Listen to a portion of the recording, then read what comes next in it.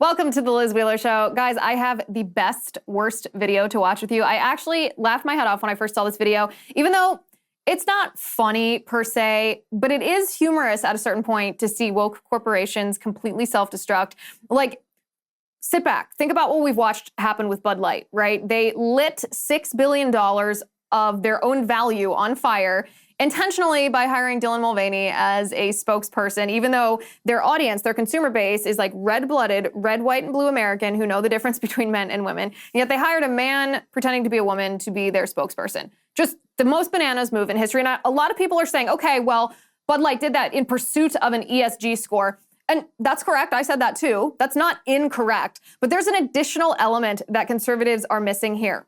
Miller Lite has jumped on this bandwagon. Miller Lite came out with their own super viral woke ad, which we are going to watch shortly. And I'm actually interested to see what happens to Miller Lite's value, their valuation. I'm actually interested to see how many billions of their dollars that they have set on fire. And this is where I think conservatives are missing the point. Yes, we're correct when we say that woke corporations are pursuing not profit first, they're pursuing their ESG metric first. That's true. Of course, that's obvious. However, I think that we're missing the point that it's not just woke corporations being dismissive of profit in favor of politics. Woke corporations are made up of woke people, right? A corporation is not this autonomous entity in and of itself. A woke corporation is run by radical leftist activists. That's what makes it a woke corporation. Well, these radical leftist activists aren't just dismissive of profit. They actively want to abolish capitalism. They hate that which they are a part of. They don't think billion-dollar businesses should even be allowed to exist. They don't think billionaires should be allowed to exist. So we're going to watch this Miller Lite ad, and then we are going to, speculate on how much money they have lit on fire. It's not funny, but it is kind of funny. I think you're going to enjoy watching it. Also, the Durham report. Finally, the Durham report has been released after how many years have we been waiting? The Durham report, this was what, 2015, 16? That's 8 years. 8 years, he's not been investigating 8 years, but this wrongdoing was inflicted on our country at the hands of the Obama-Biden Department of Justice and FBI, using Trump as a stooge to target us.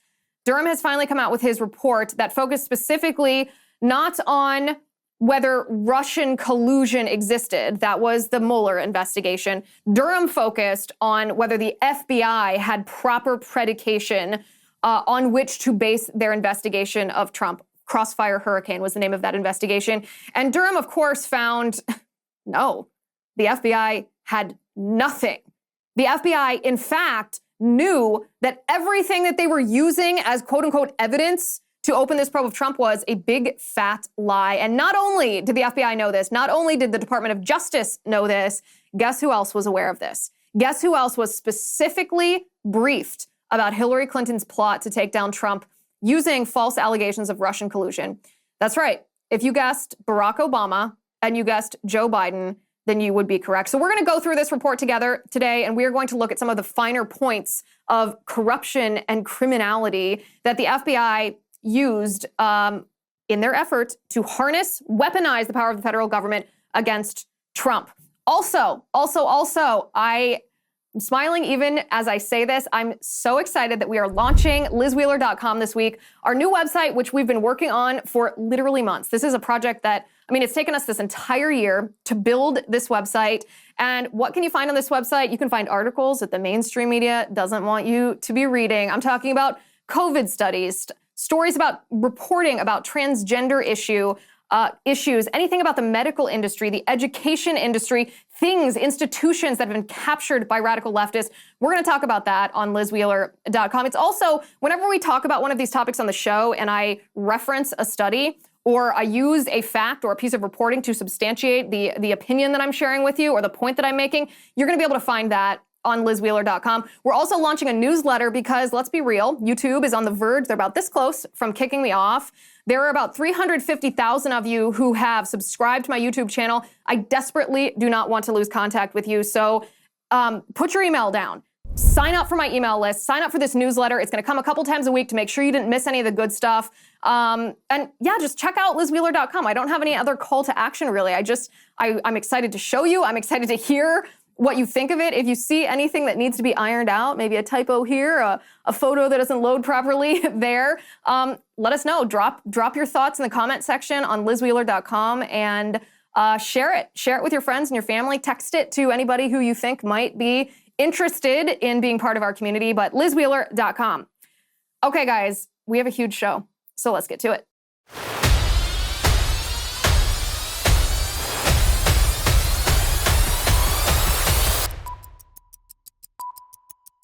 Grip 6. Is anybody listening to this show obsessed with pickleball? If I've just described you, well, I've also described my mother. The first time that I read this ad, this Grip 6 is a new advertiser. We're so excited to have them on board. My mom called me right after the show, and she was like, Liz, could you please get me some of those bird pickleball paddles that Grip 6 is selling? Could you send one for me and send one for my dad? And my dad chimes in. They were sitting at the kitchen table at dinner when she called me. My dad goes, we'd like the original, the classic. Which is just hilarious. So if this is you, if I've just described not just my own parents, but if I've described you, I highly recommend you check out Grip 6's bird pickleball paddles. They're American made, which is great. They're designed to elevate your game and bring more fun to your summer. What a fun sport this is. They're made of the highest quality 4-layer T700 carbon fiber with engineered friction for maximum spin and a focus on durability and rigidity. They're the most forgiving paddles out there, bird pickleball paddles. They're perfectly engineered to upgrade your game, make every match more enjoyable, and you do get to choose between the classic design and the innovative ergonomic design, which reduces stress on your elbow and joints while also increasing power and ease for backhand hits and spikes. Doesn't matter your skill level, these paddles will give you the edge you need. Plus, you'll receive an exclusive paddle deal with lifetime warranty and free future upgrades. So don't forget, Father's Day is also coming up. These paddles make fantastic gifts. Support American manufacturing. Elevate your pickleball game with bird pickleball paddles by Grip 6. Head over to birdpickleball.com today to get your paddle. That's birdpickleball.com. Okay, so did Miller Lite just release an ad, and this ad has gone viral already. Did Miller Lite just release an ad as woke or woker than Bud Light? If you had asked me this 2 days ago, I would have thought that you were just pulling my leg. You were just yanking my chain. I would have said that is not possible. No one would be as stupid as Bud Light was when they hired Dylan Mulvaney as their spokesperson. No one could possibly be that stupid. Even woke corporations pursuing an ESG score, like at the end of the day, they got to look at their bottom line, right? Evidently not. Here's a little known fact. Women were among the very first to brew beer ever. From Mesopotamia to the Middle Ages to colonial America, women were the ones doing the brewing. Centuries later, how did the industry pay homage to the founding mothers of beer? They put us in bikinis. Wow. Look at this wild. It's time beer made it up to women. So today, Miller Lite is on a mission to clean up not just their but the whole beer industry's Miller Lite has been scouring the internet for all this and buying it back so that they can turn it into good for women brewers. Literally, good How, you ask? Ladies, take it away. First, we turn the bad into compost. Then we feed compost to worms. Push out beautiful fertilizer. That good helps farmers grow quality hops, which is then donated to women brewers to make their own really good But there's definitely more out there. In your attic, in the garage, in your parents' basement. Send any you got into Miller Lite and they'll turn that into good too. Oh.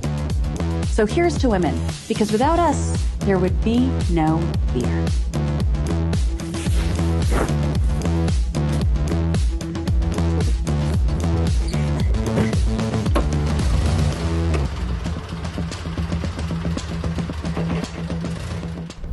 First of all, it's not attractive when women curse.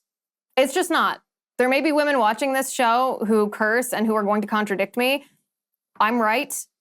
I'm not saying I never curse. Sometimes I do, because I'm not perfect. It's not attractive when women curse. So I don't know what Miller Lite is trying to turn women into. I'd also be interested in what percentage of beer brewers in our country are women, because they're acting like women are the backbone of the beer brewing industry, and I am hugely skeptical of this claim. Hugely skeptical of this claim. This ad is so off-putting. It's actually bananas to me that Miller Lite would release something like this in the wake of what Bud Light did. Like, okay, the only thing that I will say, let me interject a comment here. The only thing that I will say is that 5 years ago, we would all be boycotting Miller Lite for this kind of ad because we'd be like, we don't want this stupid feminist stuff. I'm not going to curse here because I literally just told ladies not to curse, so that would be a lovely look. We would boycott Miller Lite over this kind of feminist garbage, but, you know, at least they're using actual women, I suppose. I don't understand it, or I didn't understand it until Henry Rogers at the Daily Caller, this is actually the second tweet, Henry Rogers at the Daily Caller found who is the head of marketing at Miller Lite. Her name is Sophia Colucci, and this is a tweet that Sophia Colucci sent out into the world that just gives you a little bit of an idea of where her politics lie. Let me bring this up so that we can all see this, we can all read this. This is what she said. This was on June 1st of 2020. Sophia Colucci, the head of marketing at Miller Lite, reposted a post from Barack Obama. Barack Obama posted a picture of a George Floyd mural and said, as millions of people across the country take to the streets to raise their voices in response to the killing of George Floyd, et cetera, et cetera. Sophia Colucci, the head of marketing at Miller Lite, said, if only we had his leadership right now, his suggestions on how to take action are helpful. Okay. So the head of marketing at Miller Lite is a radical leftist who supported the Black Lives Matter riots that not only destroyed, Black-owned businesses, $2 billion worth of damage, but also were based on Marxism. And I don't just say that as an empty threat or an empty ad hominem, an empty insult. The Black Lives Matter movement is literally based on Marxists. The two women who founded it are self-avowed Marxists. Patrice Coolers and Alicia Garza say that they are trained Marxists. So this woman, Sophia Colucci, the head of marketing at Miller Lite, who I can only assume either created this ad or certainly gave her stamp of approval for it, admired an organization built on Marxism. And this is the point that I think conservatives have missed. When we've been analyzing this Bud Light situation, this boycott, the most successful, devastating boycott in the history of anything I can remember in political boycotts, we talk often about how these woke corporations are willing to sacrifice some profit in pursuit of an ESG score. That's true, but there's one element where it's a little bit deeper than that, right? When you have individuals, these very woke individuals like Sophia Colucci at these companies, it's not that they're just willing to sacrifice what they believe to be somebody else's money, right? The valuation of the company, I'm sure, doesn't impact their salary. But they're not just willing to sacrifice this market value. Marxists are anti-capitalists. Marxists actually want to abolish capitalism. And what is capitalism? Capitalism is the free market. Capitalism is a business entering the marketplace for an exchange of goods or services. So these beer companies are the perfect embodiment of exactly the type of capitalism that Marxists hate. And so when you populate your company, especially people in positions of leadership or people who have a public-facing role or who create advertisements that represent your business to the public, when you populate those positions, not just with silly woke Gen Zers or lazy woke millennials, but when you populate them with Marxist activists, well, it's not just going to cost you money because they're going to pursue ESG. They're actively going to destroy the value of your company because they're actively looking to abolish capitalism. Actively. And I know some people are going to say, well, how do you know that this woman, Sophia Colucci, is an actual Marxist? Did she ever say that she was an actual Marxist? And no. That is completely missing the point. There is no need, I repeat, zero need for Sophia Colucci to verbally admit that she is a Marxist. And I will tell you why in just one second. But first, ladies and gentlemen, you can go to Brazil or Colombia. You can get crazy stuff done to your face. But why on earth would you do that when you can look years younger right before your eyes with Genucel? Let me read you a real review from Genucel.com. This is what Claire writes. She said, I absolutely love Genucel. My skin feels so good, tighter, younger with a more even tone, and I only used it for a week. My advice for everyone, Claire says, is take a before picture. It's true, nothing works like Genucel because it's a family recipe. It's made by a compounding pharmacist, it's made in small batches, and it is always safe, cruelty-free, and it's natural. So now you can go to Genucel.com/Liz and save over 70% off Genucel's most popular package. Every most popular package features their ultra retinol and dark spot corrector.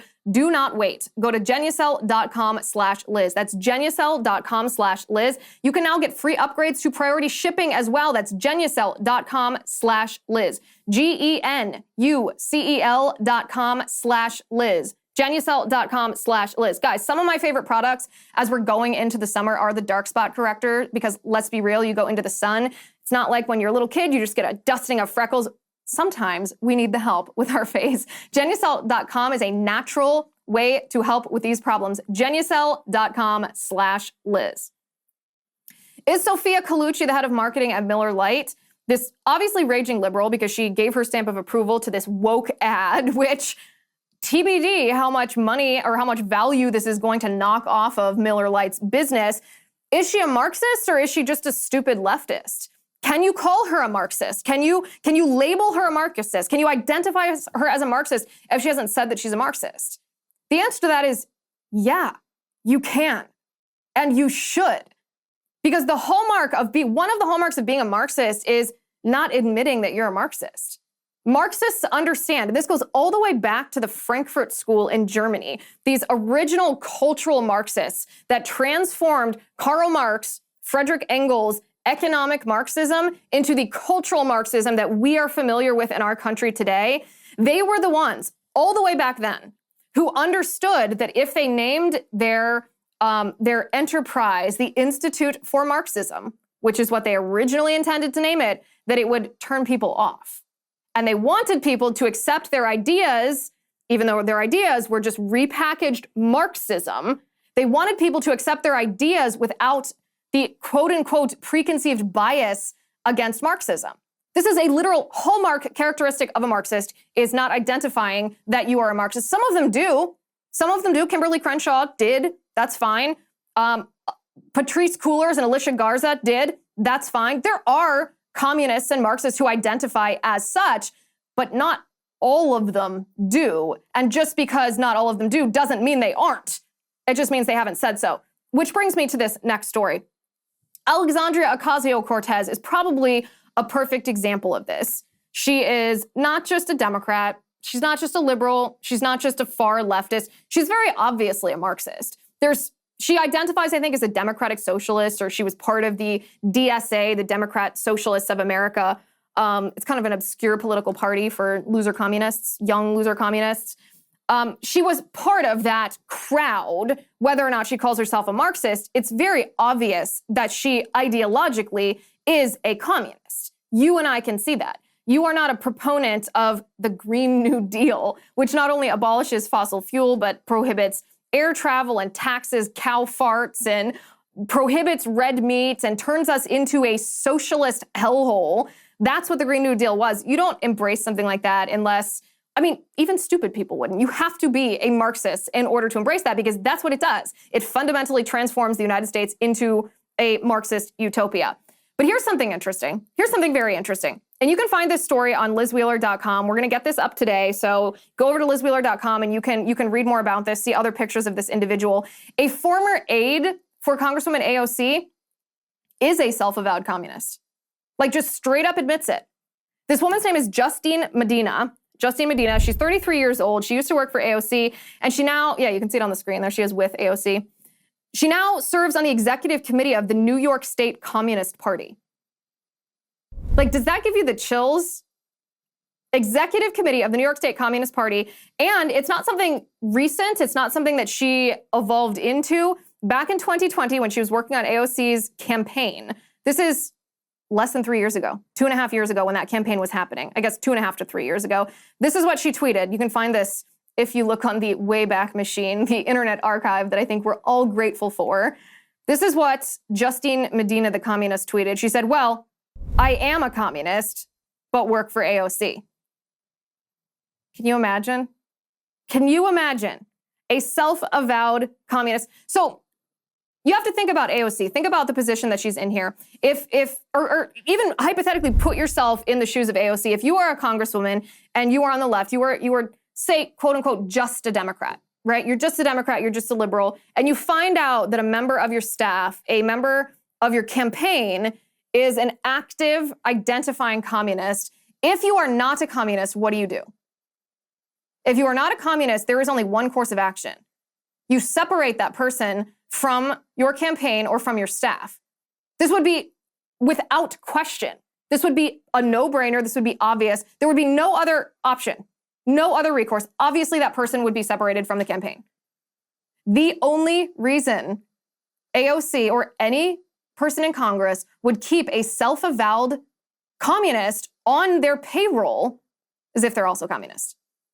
Even if AOC doesn't say she's a communist, we know that she is. We know that she is. By the way, and this is what I said, you can go read this on lizwheeler.com. Justine Medina, as so many communists do, has a lengthy history of run-ins with the law. During the 2020 riots, the Summer of Rage, the Black Lives Matter riots, she was arrested multiple times for trying to deface a plaque of Donald Trump's father. A lovely, lovely individual.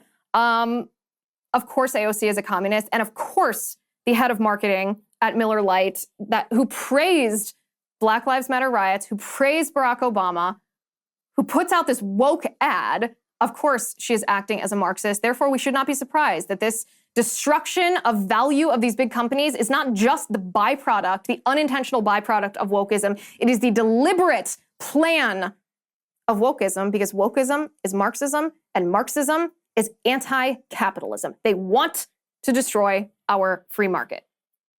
Okay, let's talk about the Durham report, shall we? How many years have we been waiting on this? It is a 320-page report, a 320-page report. That's a lot of pages. Our team scrubbed through a lot of these pages today, and this is one of the most time-consuming parts of this job when we, on very short notice, have an incredible amount of material to go through. So we've picked out some of the most pertinent, the most crucial parts, and I think we should talk about that today. That's what I want to talk about. It's some of these points that, you turn on CNN, you turn on MSNBC, you're gonna get a very different story. Let's just quote this report directly, and you can decide for yourself. But first, I want to talk to you about my favorite new app. It's called Upside. So at most gas stations, most gas pumps, you'll see two different prices, right? The price that you're about to pay and the 10-cent off price that you would be paying if only you had that rewards card, but none of us do.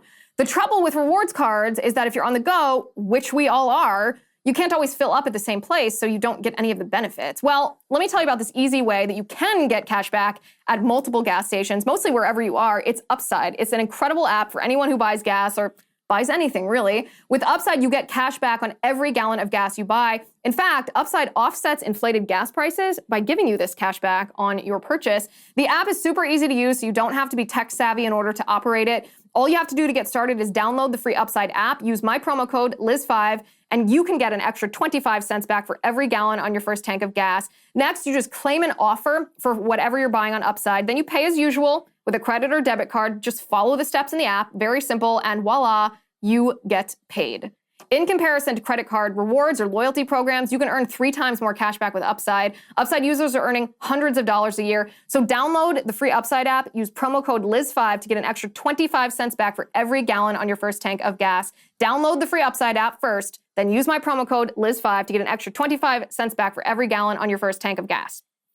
Okay, the Durham report. What I find to be the most bombshell information, much of this we knew the left just denied, but what I find to be the most bombshell piece of information in this entire report is the fact that in the lead up to the 2016 election, right, Barack Obama is in the White House, his vice president is Joe Biden, the FBI and the Department of Justice were aware of Hillary Clinton's strategy to sabotage President Trump.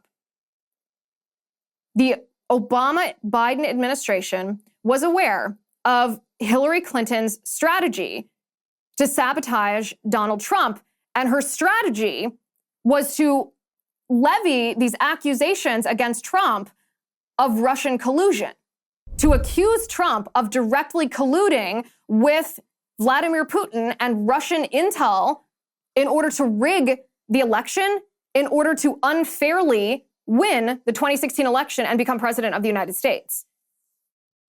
Let me repeat. Barack Obama and Joe Biden were specifically briefed by the Department of Justice, by the FBI, by the Hillary Clinton campaign on all of this. They knew about this. The man who is currently in the White House, in the Oval Office, Joe Biden, knew that the Department of Justice and the FBI were colluding with Hillary Clinton's campaign to tell lies about Donald Trump. And they knew they were lies. They knew that this was not true. They knew that this was completely false. Before we even get into the details of all the different allegations, this is the most mind-blowing piece of information. Because there's corruption in the administrative state all day, every day. It's an enormous apparatus. Not everyone knows everything that goes on. But to understand the level of corruption of Joe Biden, who is senile, we make fun of him for it, who is sometimes a kind of likable guy, not that I like him, but a likable personality as opposed to someone like Hillary Clinton, who has an inherently unlikable presentation.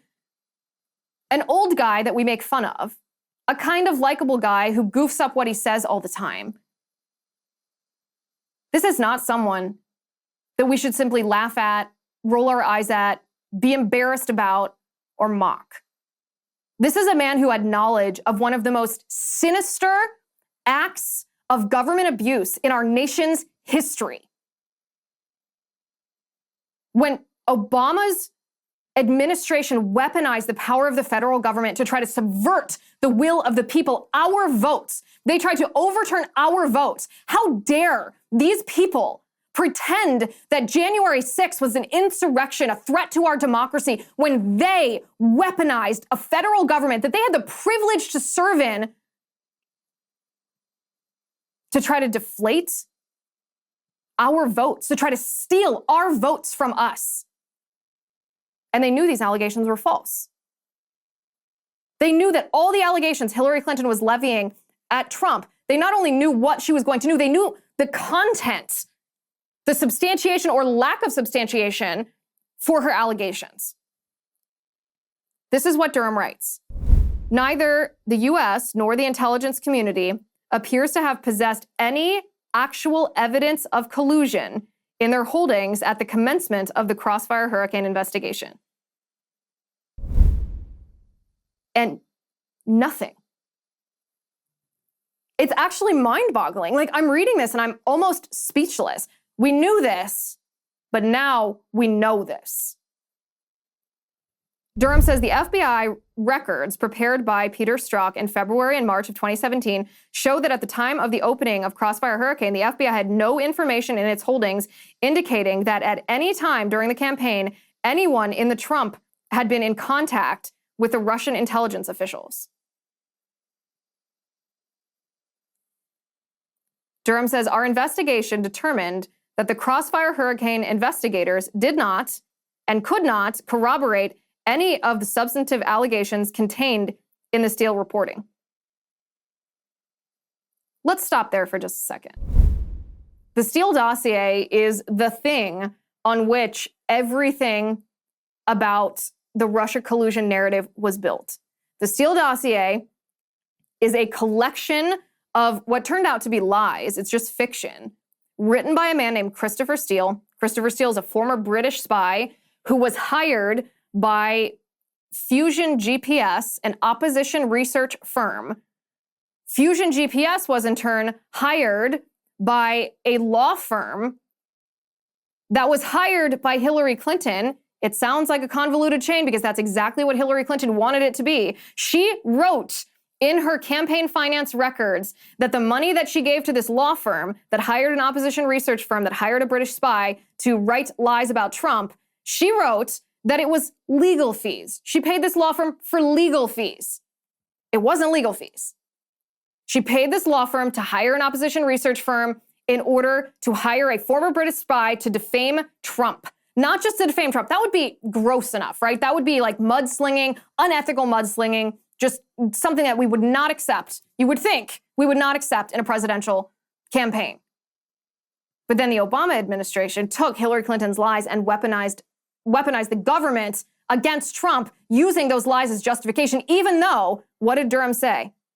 The Crossfire Hurricane investigators did not and could not corroborate any of the substantive allegations contained in the Steele reporting.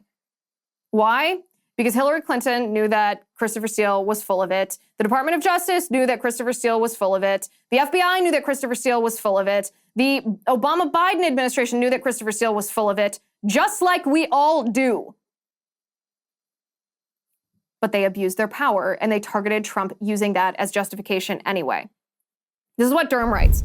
Based on the review of Crossfire Hurricane and related intelligence activities, we concluded that the department and the FBI failed to uphold their important mission of strict fidelity to the law in connection with certain events and activities described in this report.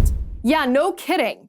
No kidding. You think that using lies to target a candidate for president of the United States who then becomes the sitting president of the United States in order to weaponize the government, to subvert our votes that put him in that position as president of the United States, you think that that's a breach of fidelity? Just a little tiny breach, Durham says the FBI personnel also repeatedly disregarded important requirements when they continued to seek renewals of that FISA surveillance, while acknowledging, both then and in hindsight, that they did not genuinely believe that there was probable cause to believe that the target was knowingly engaged in clandestine intelligence activities on behalf of a foreign power.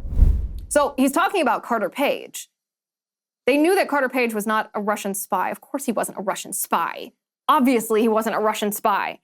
They knew this, and yet they repeatedly sought renewals of their FISA warrant applications because they wanted to spy on the Trump campaign, and Carter Page was their way to do it.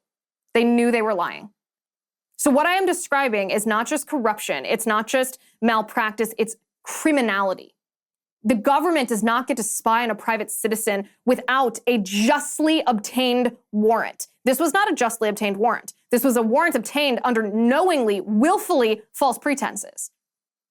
The frustrating part of all of this, as we break this down, the frustrating part is that nobody who propagated this has been held accountable.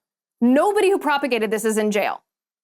Every single person in the Hillary Clinton camp, every single person in the Obama administration, from his vice president, Joe Biden, to the FBI and the Department of Justice, whether that's James Comey at the FBI, whether that's Bruce Orr at the Department of Justice, whether this is Peter Strzok and Lisa Page, every single person who knowingly prepared false statements, lied to a court in order to unjustly and illegally spy on a president to try to unseat him and subvert our votes, should be in prison. In prison. I'm not talking, oh, let's deprive them of their pension payments. Let's fire them from their jobs. Let's scold them and make resolutions. No, they should be in prison. That's what they tried to do to the other side based on false allegations.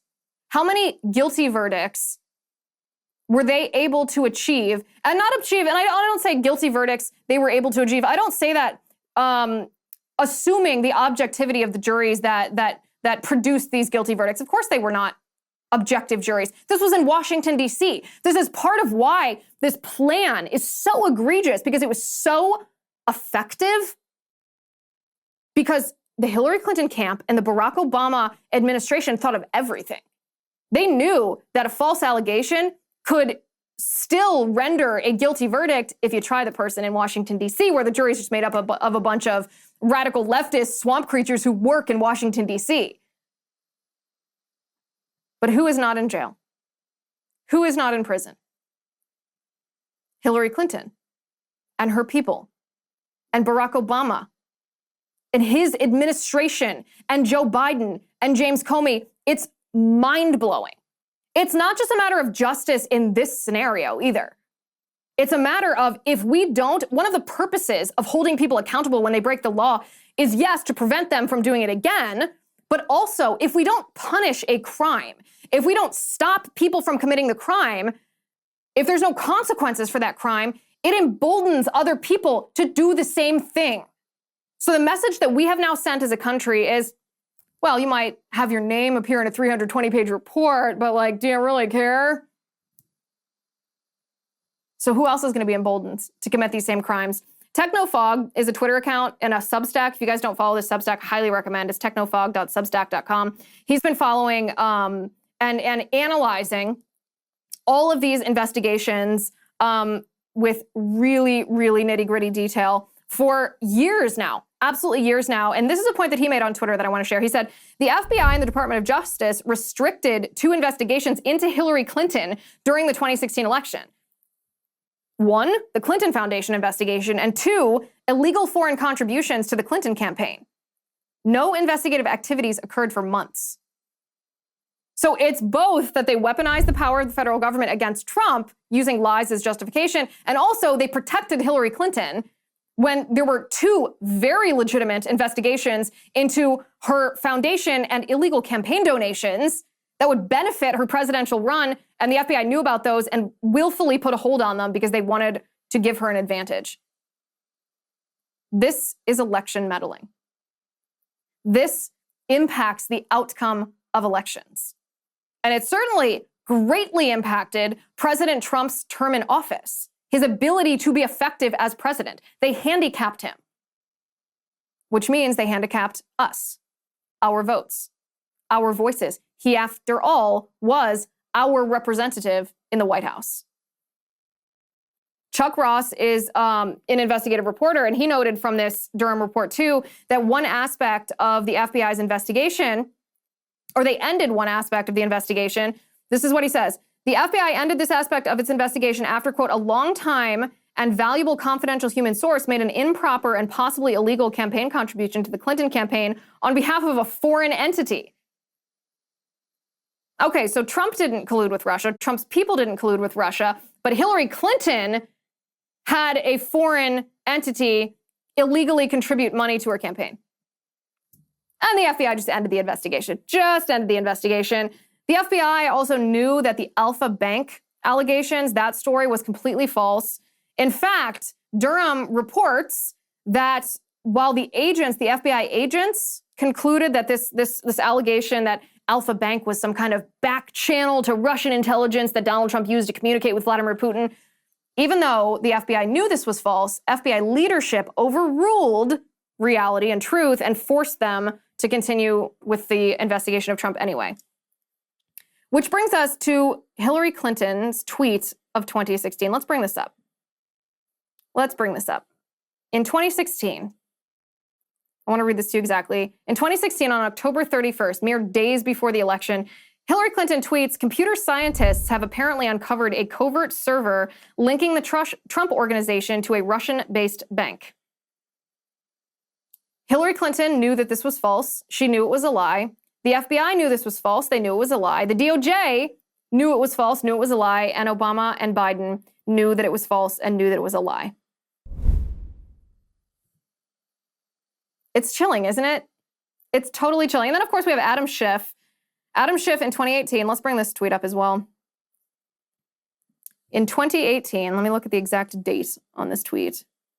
On June 14th of 2018, Adam Schiff said, no deep state, no secret society, no anti-Trump cabal at the FBI, no evidence that political bias influenced decisions in the Clinton probe, no indication that Comey's errors of judgment did anything but help the Trump campaign, no vindication for the president.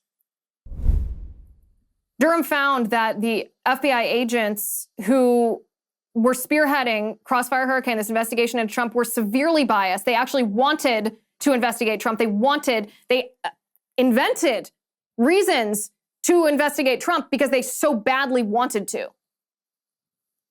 Adam Schiff is a massive liar, and he always has been.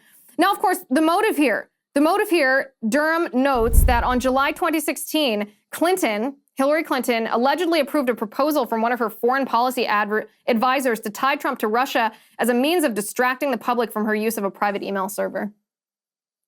So she knew that what she had done was so bad that she had to concoct an even bigger lie about Trump in order to distract from her criminal behavior. Even CNN today admits that the Durham report is a bombshell report that exonerates President Trump and is completely a smoking gun when it comes to FBI corruption. This is CNN, for goodness sake. Take a listen. Now an investigation that's 4 years in the making, and we finally have the conclusions, more than 300 pages released by the Justice Department. Now it has now been transmitted to members of Congress, who also are going to want to bring John Durham in to review some of the findings. But the bottom line is this: the investigation found that the FBI failed in many, many ways, things that we already knew from a previous Inspector General report. And I'll read you just a part of it, of John Durham's conclusion. He says, based on the review of Crossfire Hurricane and related intelligence activities, we conclude that the department and the FBI failed to uphold their important mission of strict fidelity to the law in connection with certain events and activities described in this report. Now, of course, maybe that's a little surprising from CNN.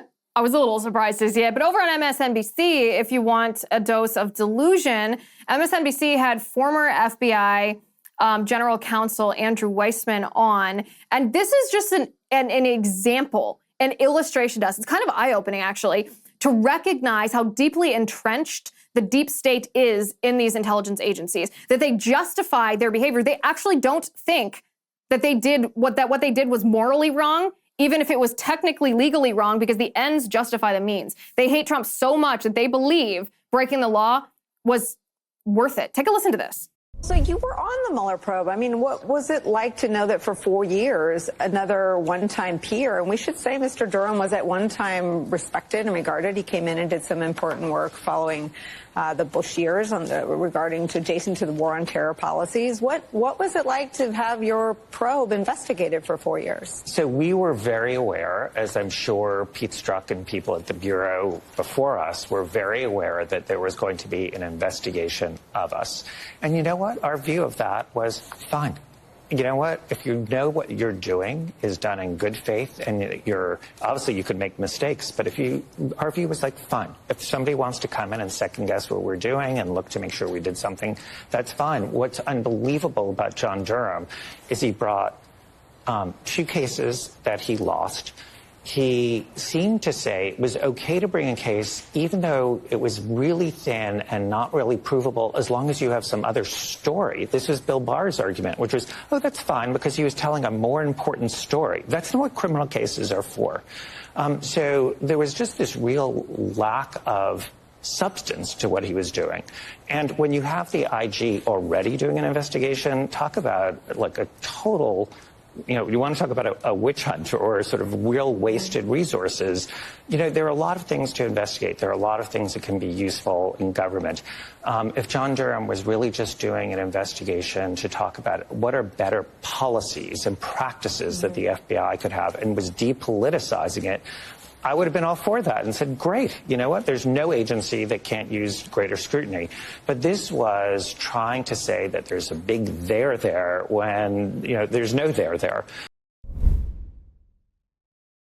Just let that sink in for a second. The people who committed this crime against us don't think that there's a there. They think that what they did was morally justifiable. They think that what they did was acceptable. They think that what they did was okay in a representative republic, in what they like to call in our democracy. They think it was okay. This is what I mean when I say that we have to abolish the administrative state. We have to get rid of the opportunity for this corruption. Otherwise, we're never going to win an election again. And if we do, then the president that we elected is going to be hamstrung by these evil creatures who will literally do anything to prevent him from governing the way that you and I want him to govern. Don't forget to visit our brand new website, lizwheeler.com. I'm super excited about it. I'm super proud of it, really. It's such a big step for us in what we are doing here together. You can find articles that the mainstream media doesn't want you to read. I'm talking information, studies about COVID, transgenderism, all the good stuff. There's also going to be my research, analysis, sometimes script notes over there from these shows that we do together. So visit lizwheeler.com. Share it with a friend. Text it to a family member. Try to get the word out, lizwheeler.com, and leave me a comment on the website. Tell me what you like, what you don't like, if you find any kinks that needed to be ironed out, or if there's something that you especially do like. I'd love to hear about that too. lizwheeler.com. Thank you so much for watching. Thank you for listening. I'm Liz Wheeler. This is The Liz Wheeler Show.